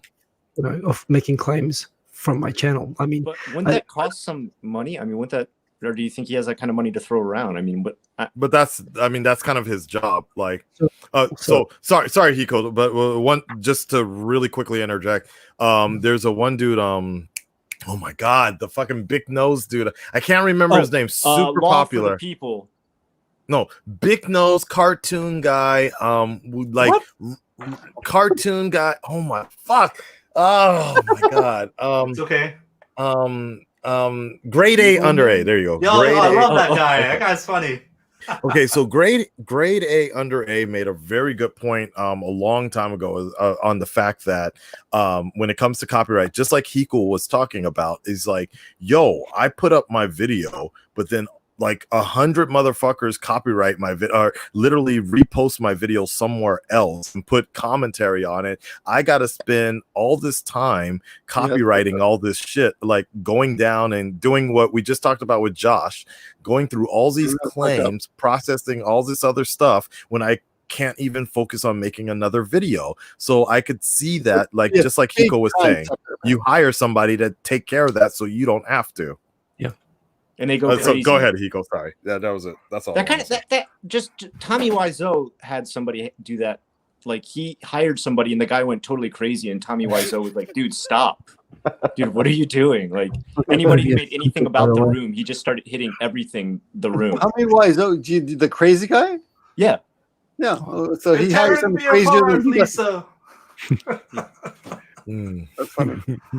I did not hit her. So, Victor, can I get back to the story I was telling about? Yeah. All right. So here's the deal. So, like Hiko was saying, so yes, there are companies that will you hire companies. I'm sorry, Akazan. I'm sorry. Quick, motherfucker. Before you continue, I want to point out something. For Fun 808 is now Retro King Ching. Yes. Okay.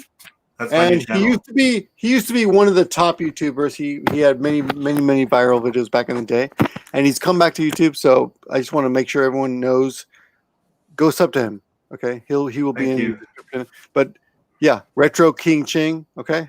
And his drama with Ray William Johnson is ongoing. So yeah. I'll let you use my channel if you want it, But of course, better than using this channel, go to his own channel. I'm sure he will be updating his own channel and telling you what's happening with Ray Williams Johnson. And sorry, Akasan, sorry, I know you want to finish the story, but going to what Give Me a Break Man is saying, yes, I am working on a video, spilling the beans. I am putting something together. So when I'm going down this rabbit hole, holy shit, I'm finding out way more stuff. Some stuff that I can't even say here as I'm still getting permission. Like, can I say this? Can I get your statement? Because there's some crazy shit that Ray has done. He's fucked over a lot of people and abused a lot of people. So if anyone's watching this stream, if you've been a victim of Ray's copyright abuse or psychological abuse, please message me, let me know, and give me your statement, because I would like to give you a platform and help you speak out, because he's only targeting the small creators who don't have a voice. And I'm hoping I can give everybody a voice and be that strong figure to stand up to Ray's bullying. And Hiko-san, I know you were saying maybe he handed the keys over to somebody, but the thing is, he's not responding to my emails. I have his personal cell phone number, and he's not responding to it. And that's what's fucked up. That's what makes me really suspicious. Like, dude, what the fuck is going on? Like, I even called him on his birthday to wish him, hey, happy birthday, to catch up, see how everything was doing. No response, no answer. But I've heard from all these other small creators, mutual friends, he's been doing this to a lot of people. He only responds to you if you're like, a big time YouTuber. Like, if you're a small timer or an old friend and you're not worth his time, it's okay, fuck you, But I have more to say about the story, but I want to let Akasan finish his story. So go ahead, Akasan. Yeah, and Akasan, while you're at it, please tell us how you made such a successful channel using a lot of material that other motherfuckers' content, bro. That's how I do it. Shit, man. I would never. So for those of you who don't know, Akasan has a 200,000 subscriber channel. He's got a channel got 200,000 like that, right? Just hit 200K, right? And I just hit 200,000K. The back God bless me. Yeah. Thank you. And he's no longer single, so. Yes, I'm about to leave my MC in as well because they're just fucking me you're over, still connected to an MCM? I know. It's Oh bad. my god. It's so bad. I know it's bad. I'm sorry. I have failed you all. Yeah. It's machinima, isn't it? No, it is not. That would be funny. No, it's BBTV. I legit emailed him like last week. I'm like, yo, Bill, I'm getting all these people are unsubscribing. What should I do? And then they sent me a generic email. Akasan, if you would like to learn about subscriber growth, please visit this link. I'm like, well, I literally visited them in person. I went to fucking Vancouver last year to go take a tour of their fucking creator lab and shit. It was interesting. So yeah, but whatever. All right, so how are you going to transfer from going from them protecting, like your MCM protecting your videos, to like now you're going to protect them yourself? Like, I don't know. We're gonna find out when that happens. I mean, like, all I know is like other YouTubers that I know when they went opportunity to make an MCM. when they go, like, because it's not really any sort of protection, honestly. Like, look, I honestly I can admit about 5 years ago. 5 years ago, there were people on hand that literally was taking care of like my every needs, and they were helping me. I had a helper, but then he quit. He disappeared, and almost every time I emailed them, I get a whole nother person replying back to me. Sam's not in right now, but leave a message. Yeah, seriously. And so, you know, it is what it is. It's just not maybe it's just not for me. And I feel like my particular contract is they don't really make any money from me, so I get that, because I joined really early when it was like a 10% type of deal, so it's like whatever. So that's why it's never been a big deal for me. It's not, like, they promoted me back in the day, but nowadays I'm like, okay, maybe it's time we part our ways after 5 years. So what I was going to say about the copyright thing, and I think this is important for all YouTubers to keep in mind, is be aware of exactly who's doing the copyright situation, who is actually filing the copyright claims, because it's not always the actual copyright holder. Like, so this happened to me a few years ago with Shingeki no Kyojin, Attack on Titan in English. Yes, I'm throwing out my weeaboo experience there. Attack on lots of anime. And I was getting all these fucking copyright strikes and takedowns and claims and shit from this fucking company. And I'm like, who the fuck is this company? I'm like, yo, you ain't gonna fucking roll up on me like this, because I fucking live in Japan. I know who owns these fucking anime studios, right? Sorry for cursing, Victor. No, I never said that. Guys, go to bed. Yeah, I'm sorry. There's children watching. I show my son Deadpool. It's fine. Don't worry. That's not the best example. I mean, but nevertheless. Now, if you said a Rotsuki Doji or something, then I'd be all like, oh, shigadick. Anyways, my point is, Retro King, did you just freeze frame or what? No, okay, never mind. I'm just so intent on listening. Thank you. I have that kind of persona here. Anyways, let me finish the story so you guys can get back to it. So I was like, who the fuck is this company that keeps fucking claiming me and fucking copyright striking me? So I looked it up, and there's a company in Japan that is formed by fucking otaku people who they're not even part of the animation companies, but they go around on YouTube copyright striking people in their videos for doing reactions, doing reviews, showcasing anything. They're like the fucking gatekeepers of anime purification on YouTube. I'm not even joking. I had to look this shit up. And so finally, I sent them a fucking threatening email in Japanese and in English. I told them, look, I understand that you're a big fan of the show, of Attack on Titan, but I live in Japan, and I live right here in Tokyo, and it doesn't take me too long to fucking get on a Shinkansen and come down to Osaka, and we're going to fucking have words real quick. Money. Yeah. What? Yeah, no, I'm serious. Like, I literally I sent That's that great. email in Japanese, and I looked up. I had to Google how Japanese lawyers send emails and shit, and so I sent an actual Japanese lawyer email. And I was like, for the rep, I said some shit like, for the representative, we are blah blah blah attorneys representing Comics Plus by Akasan, blah blah blah. You are in violation, and I sent this all in Japanese. And like fucking, I kid you not, 2 hours later, bloop, copyright strike gone. That's so good. So all I can say is, guys, is like, be very careful about some of the strikes that you're getting, because sometimes it's not even literally from the actual company and shit. I once got an email from HBO Max because of HBO, because of Game of Thrones. Game of Thrones was during the heyday of YouTube in the Wild Wild West time, when people were putting up fucking 30 minutes of property of Game of Thrones. What up, Chilling and Kansai? Love you, bro. Long time viewer.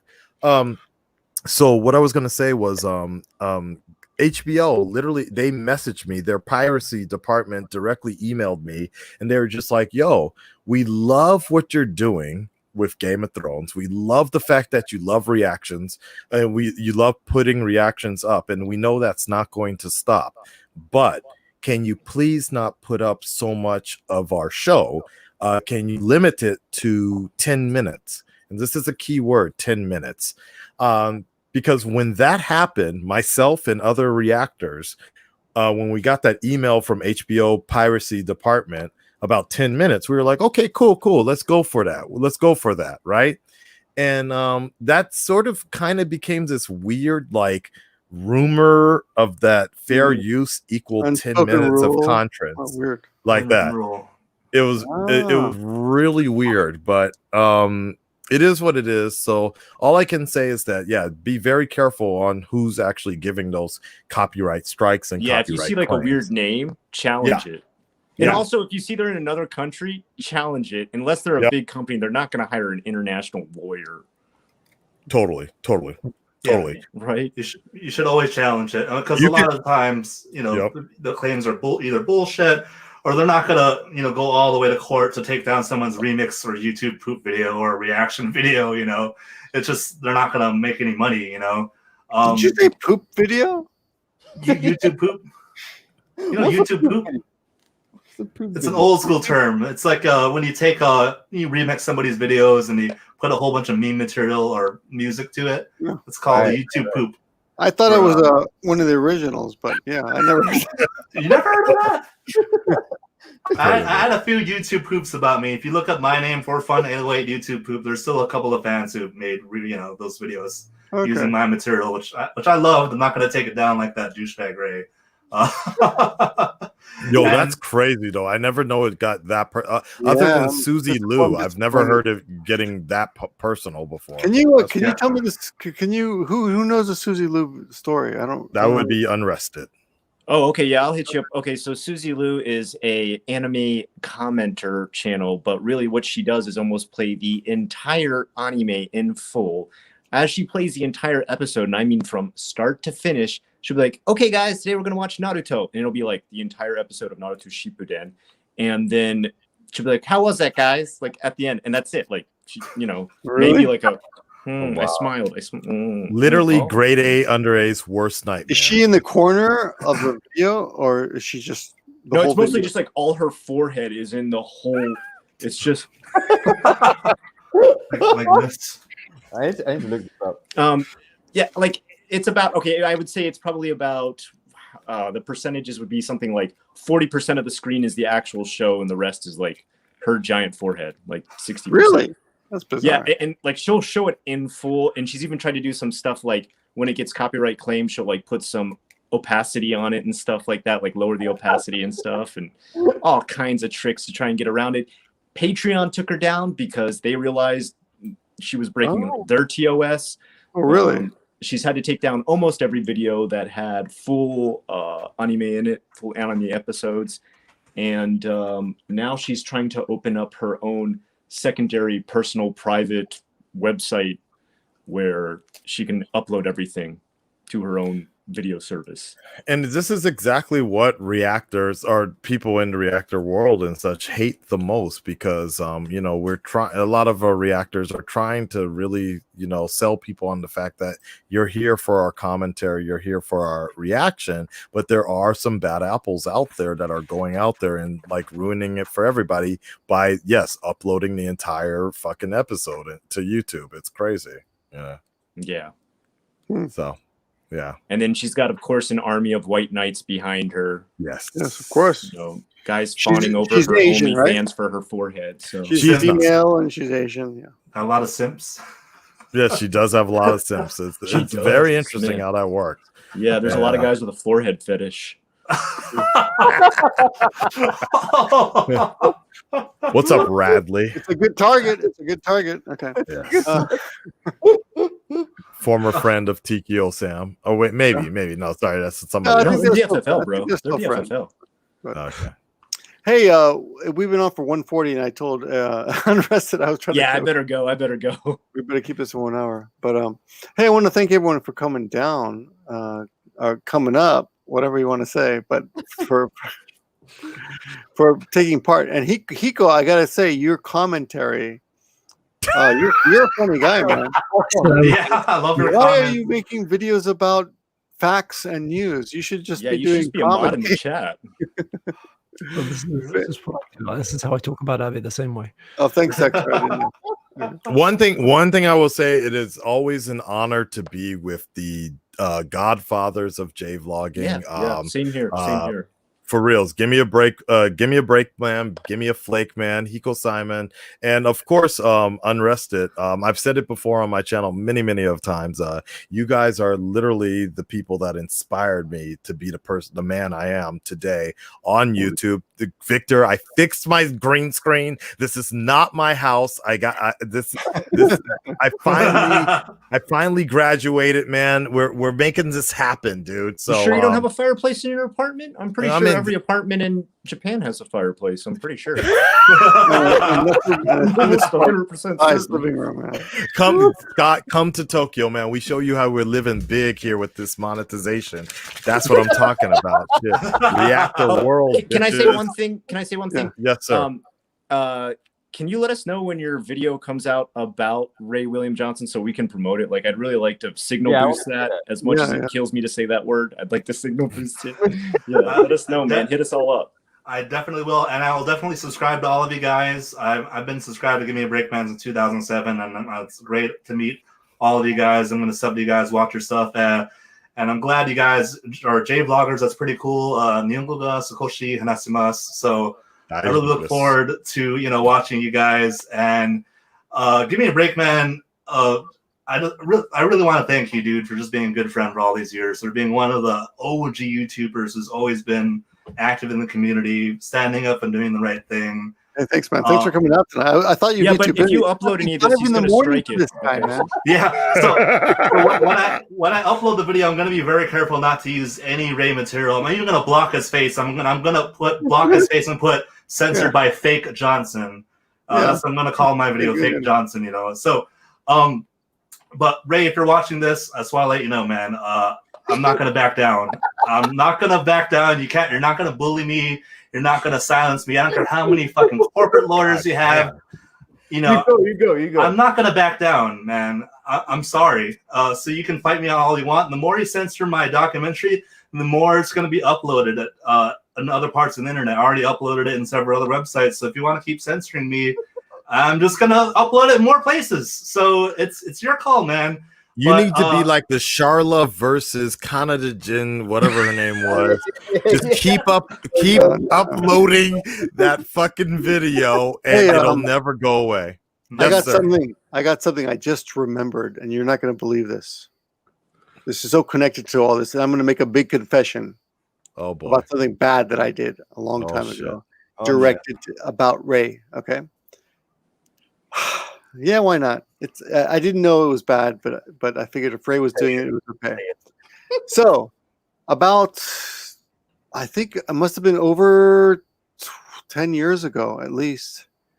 I became friends with this guy who contacted me. I don't even remember his name, but it had the word sound in it. Okay, sound something or other, and he was a guy that lived in Hokkaido. Okay, and I don't know how he turned me on. Long story short, he told me I became friends with Ray Williams Johnson because Ray Williams Johnson, someone made an app in Japan. What's going on? There's something. Just keep going, dude. We're listening. Keep going. It's just interesting. Good. That's all. Dude, this is completely true. What I'm about to tell you. You were coming up. This guy was getting you on. Yeah. He turned you on. I became friends with this guy. Okay. Okay, I think his name okay. was Steve. I don't remember, but it was a long time ago. It was a long time ago. And long story short, he told me that he had helped Ray William Johnson take an app down. Someone had made an app that was basically streaming all of Ray William Johnson's videos onto this app in Japan. And Ray William Johnson was trying to get it taken down, but he didn't speak any Japanese, so he didn't know how to contact Apple in Japan. So this guy He's an international villain. No, God. What's this guy's problem? Ray William Johnson, this guy contacted Ray William Johnson and said, "I will get that app taken down for you, if you like." And he said, "Great." So he did it. He did all the paperwork. He contacted Apple, whatever the app company, whatever it is, and he got that app taken down. Ray William Johnson said, "Hey, dude, I owe you one. What can I do for you?" The guy said, "Tell me what your secret is." Okay. Ray William Johnson said, "I buy views." Dun dun dun. No. Okay? So now I told you I'd be honest with you. I buy views. He bought views. That guy bought views. He showed me how much money he was making buying views. He said, "You should do it too." I did it for 2 months. I bought views for 2 months. Well, back in a like ton of money. 2006, right? About over 10 years ago. Yeah. I bought views for 2 months. I made tons of money for 2 months. Then I went to YouTube and I asked them because I thought Ray William Johnson is doing this, right? It can't be. He's the number one. Hey, how bad can it be? It's just so I bought views for 2 months. Then I went to YouTube and I asked them point blank, "What do you guys think about this?" They said, "You should do that." And of course, I know you shouldn't do that, but I figured he was doing it, and he was and a lot of people like started off fucking, look, I know it was wrong. This was the birth era of YouTube, so it's somewhat understandable at this point. I mean, I know it's wrong, but when Ray William Johnson was doing it, I thought it must be okay since he's doing it and he's the top. And I was using the same people that he was using. Interesting. So for 2 months. I confess now in front of everybody. So how many views did you buy? Yeah, I'm just curious. What was the rate? I made a couple $1,000s. Wow. Not a lot. I mean, wait, what? I was really lowballing. I was getting my own money. I was making money by myself. But on top of that, I think per month it jumped. But it jumped like significantly. But I was that means you were making like 100,000 views. Wait, what? No, I don't remember what it was. I honestly don't remember, but it was like doubling my money. If you were making 1,000 views a month, though, you have to be like each video has to be around dollars. I don't remember what the views were. Okay. I remember it was significant, and I was impressed, and I thought, "Fuck!" But I didn't want to invest. I wasn't like, you pay more money, you get more views, you get more money, right? I didn't want to. I didn't want to go all the way in. So did the views equal the amount you were getting back? Or I'm confused. Okay. Yeah. It was, so you were making money and your views were going up. So it was great. Oh, right.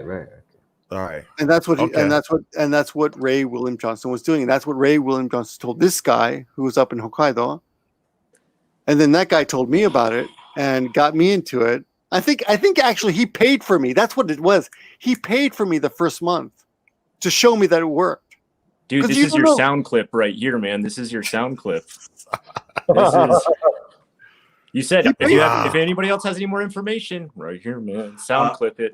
I can confirm that Ray did that. I was actually about to add, so I can confirm he did buy views. Sorry, Ray, I held on to your secrets for a long time. Than I ever did. I held on to a lot of Ray's secrets for a long time. There's still a lot of secrets I'm holding on to right now.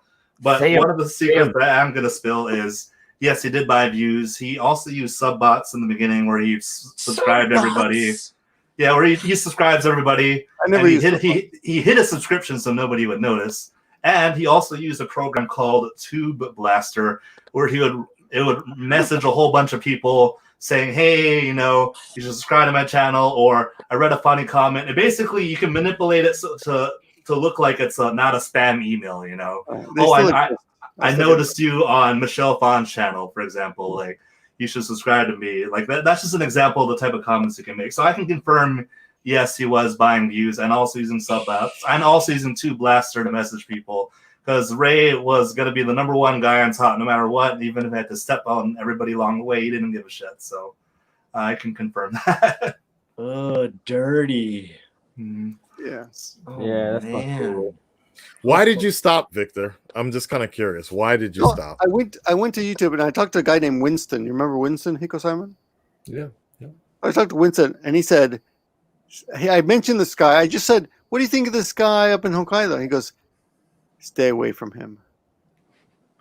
I think I might have even told you, Hiko Simon, about this guy. I don't remember, but because he just said whatever he's doing is shady. And when he said that, I thought, I knew that it probably wasn't kosher, you know. Well, like YouTube can see that if you're view bot. I was doing a tiny amount compared to what these guys were doing. Right. And what apparently Ray William Johnson was doing was like major buys, like spending thousands of dollars on buys. I was like investing $100 or $200, you know. I mean, it was always out there. Yes, specifically even in the it's still, even when specifically within the reactor community and such, there was this one dude that PewDiePie called out. This is like 5-6 years ago and such, and you know, he was blowing up in subs like crazy, and people were wondering what the fuck is going on. I've seen people do it, and but you know, now you look at him today, and he's barely, you know, he has like over 1 million subscribers, but you know, the views of each video do not reflect that. So it's there and it's in your face, but if you really aren't paying attention, and you just don't really care. So it's interesting. So I guess, Victor, my question to you is, do you feel like I don't feel good about it at all. I've always been ashamed about what I did. Do you feel like you're in a place now though with your the only skeleton I have in my closet? Okay. Like, you have the respect of Jvloggers, future and present, of course, but do you feel like you know, do you feel like you want it more? You know, like, do you feel like you want it more out of YouTube? Because you're still doing it. You've been doing it for a while now. Oh no. You know, are you happy where you're at right now? I am happy right now talking to you guys. This is what I enjoy doing. Okay. I don't. This video is not going to make any money. You know that. but this is, you know, this is my relief. My Hassan. Right. I'm just blowing off some steam here, and I'm enjoying myself, and I'm learning something. You guys were very educational tonight, so thank you for that. But I kind of had forgotten about this thing that had happened with Ray William Johnson. I completely forgot until tonight. I suddenly remembered I had done this years and years ago. Good timing. I have a confession to make. Oh boy. So the Tube Blaster program that Ray used, that confession. So when he told me about it, I decided you built it. I did try it out on my old channel, just in case he tries to put me on blast too. So I did try it out for a little bit, for about a week, but I stopped, and I feel really bad for doing it. And the reason why I stopped was when I was sending messages, it reached, you know, people who are already subscribed to me, and they're like, "Why are you messaging me? I'm already subscribed to you." And I felt like, oh my god, like, I can't be doing this anymore. Yeah, but that's not that. I mean, you know, but there's probably people who have teams that do that now. I mean, isn't that one channel, like, what is it called? T-Series out in India. If you're an Indian citizen, it automatically subscribes you. Really? Really? Yeah, that's why I heard that. That's the only way they beat PewDiePie's. If you register like your license or whatever, then it automatically signs you up. Oh, that makes sense. They got a population over 1 billion people, so that's a lot of people. So okay, that makes sense. All right, guys, I'm gonna sign off if that's okay. Yeah, thanks everyone.